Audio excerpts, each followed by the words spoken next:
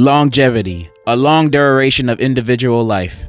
Some are long-lived, while others are cut short. Not only can this be applied to living, but also in all art and entertainment. Like, will this piece of work stand the test of time to be remembered as great, or will it be put in a modern art museum? Only time can tell. And many music artists throughout all the years had faded away alongside time. It's crazy to think about, cause some of these artists, or at least their songs, were all over the radio and playlists and constantly being replayed. But by next year, nobody's even having a thought about their music, let alone the artist. Their relevance was like receiving a happy ending from a ladyboy in Thailand. It lasts a good minute, but it finishes pretty quick.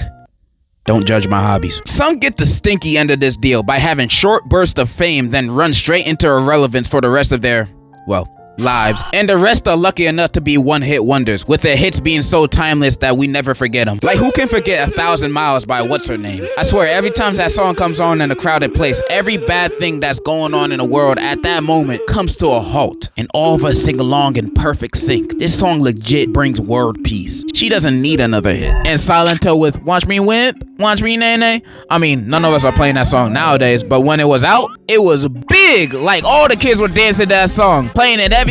You couldn't escape it. And to show how much of a phenomenon this song was, it was played at the biggest award show in the world, the Kids' Choice Awards. You can't get bigger than that. That's a career peak for anybody. The impact of that song was insane, so you know the fall gotta be equal to that. Cause after the song wasn't hot no more, the man fell off so hard, he murdered his cousin. That's tough. There was Young Ma with Ooh. This song will forever be a club hit. Shame she didn't have another. But at least some party or club somewhere will always be playing it.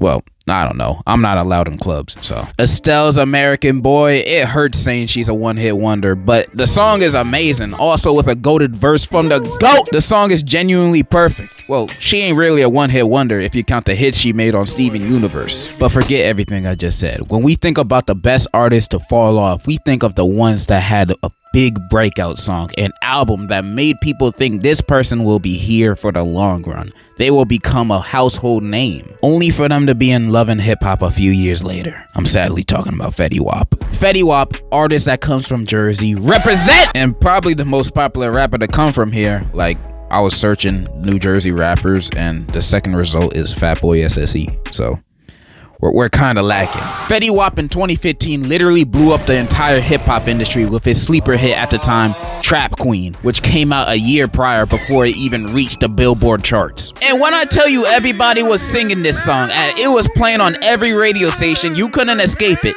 In a good way. You can't tell me everyone and their doctors didn't know the opening 6 words of the refrain of the song. I'm like, hey, what's up, hello? And on April 4th, 2015, the song went #1 on the Billboard, beating Pitbull's song. Now, when you beat Mr. Worldwide in the charts, you're destined for greatness. And #1 on Billboard is a crazy feat, don't get me wrong. But this dude still could have been a one-hit wonder. Come on, how many other people went #1 only to be never heard of again? Like, who the hell is the baby? Who? But bro proved everyone wrong, cause 1 month after Trap Queen went #1, he released 679 Drake Edition. Now, I have my qualms with Drake, but I like the song.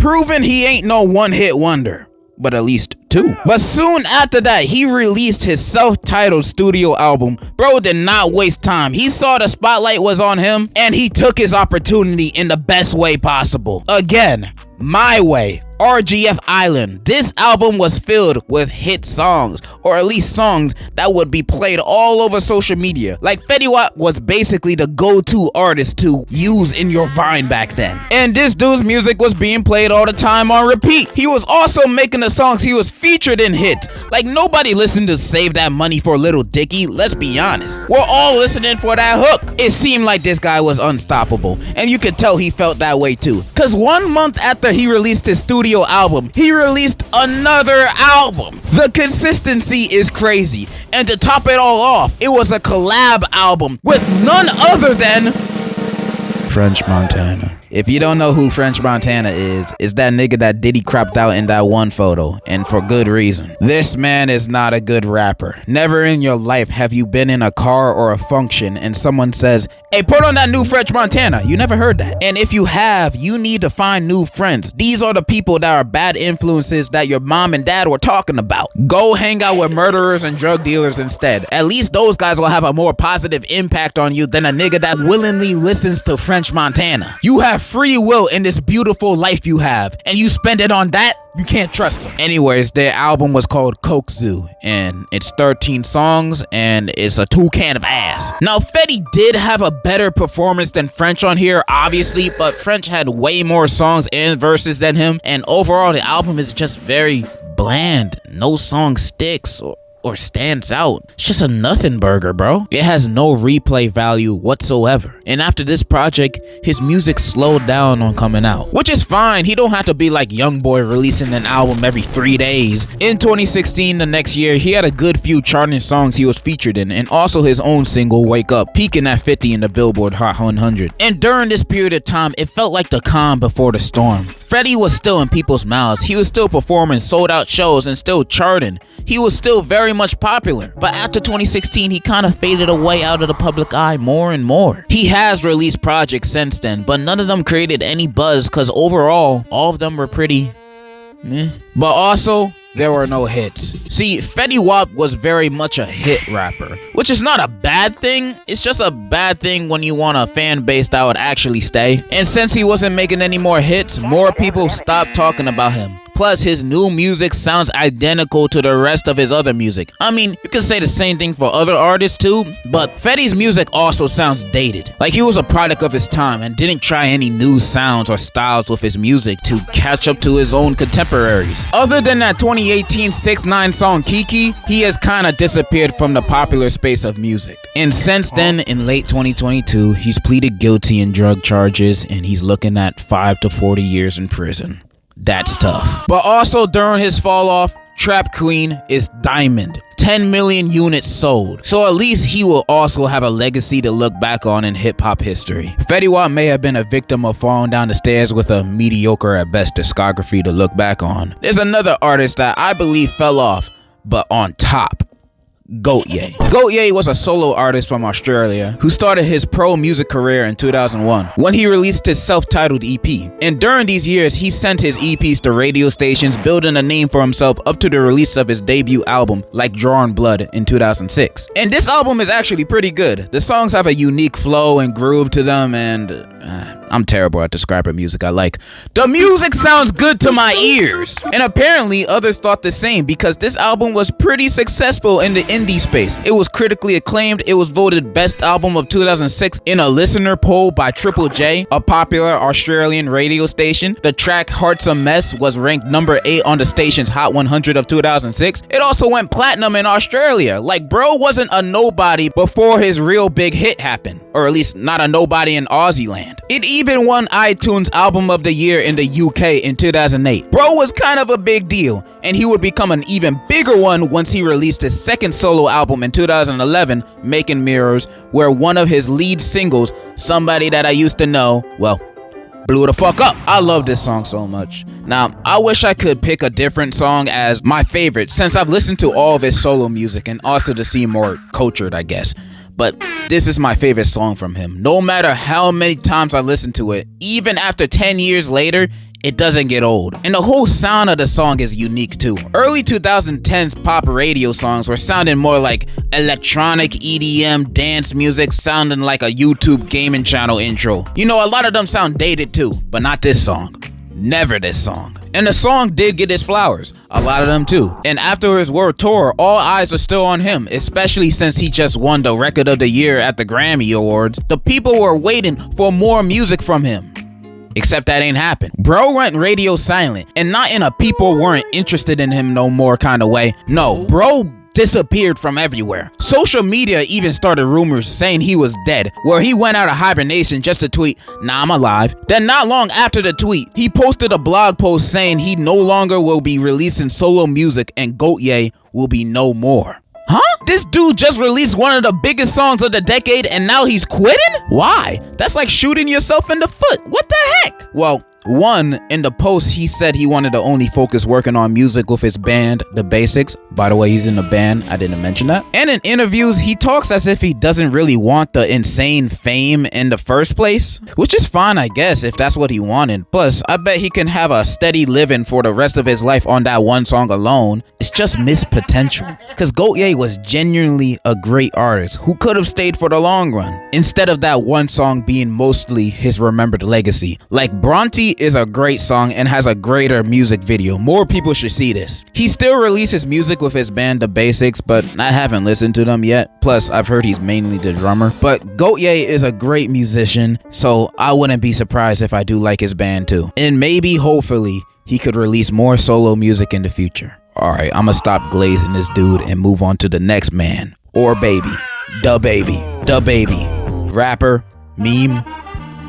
Car. He's mad popular. Also, some of y'all might be thinking, I thought this was the best artist to fall off. Why he here? And yeah, he might not be nowhere near the best in anything, but I like Kirk and Baby on Baby. You know, I think he is a better discography than Fetty Wap. So now, although this guy's fall from grace is kind of recent, it's very evident that this man is 100% not the big star he used to be. Bro in 2019 and 2020 was on top. He released 3 albums that made it to the top of the charts. Had hit after hit. Bro's song Rockstar with Roddy Ricch was #1 for 7 straight weeks. He was nominated for 6 Grammys, endorsement after endorsement, TV performance after performance, getting away with murder at a Walmart. It seemed like nobody could stop this dude. But then this guy decided to be in a bunch of controversies. Assaulting airport kiosk workers, slapping a female fan for trying to take a picture of him, beefing with JoJo Siwa just cause she's taller than him. Bro was just constantly getting in trouble. And the final straw was that 2021 Rolling Loud set where he just started saying the dumbest shit.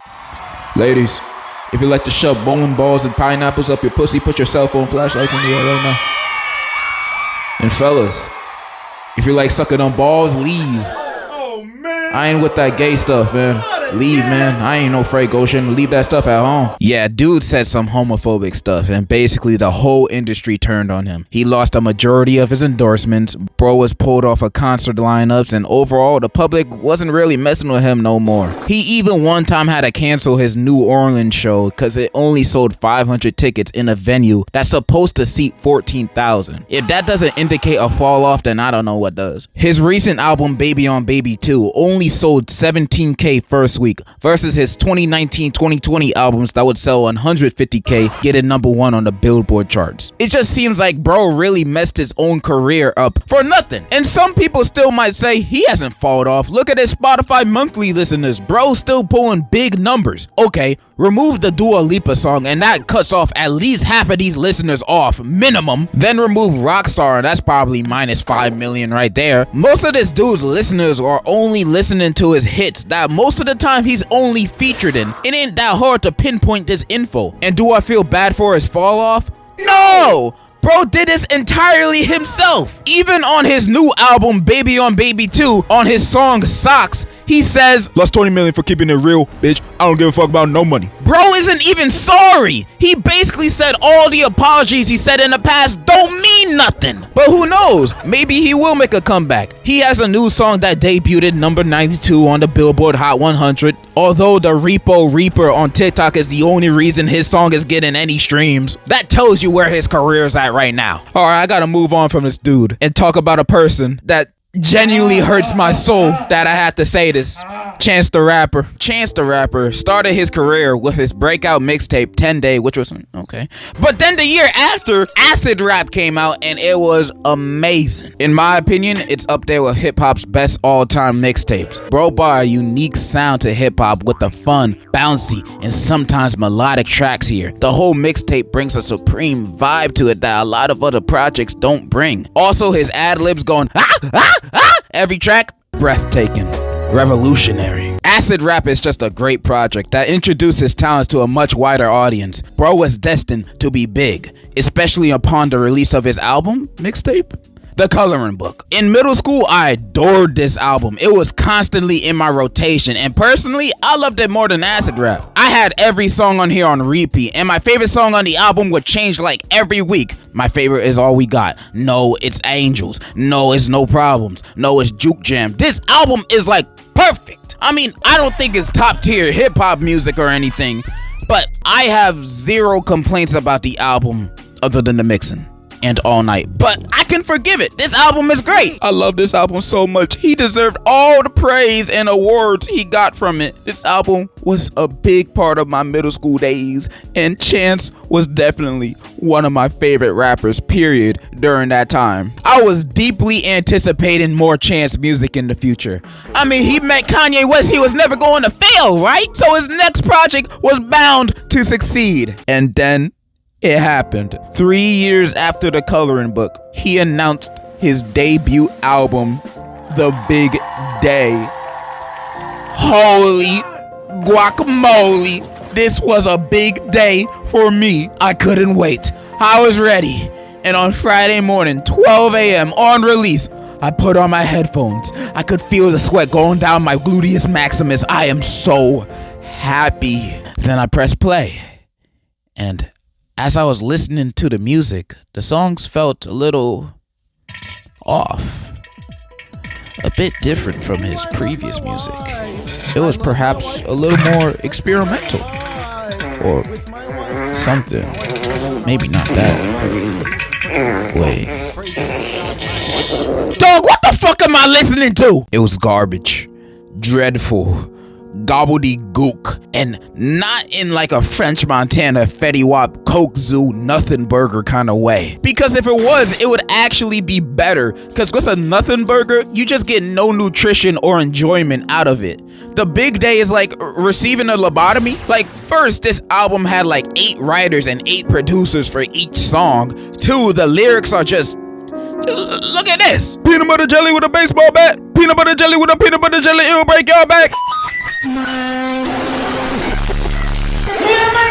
By the way, almost all the lyrics on this album are this corny and this trash.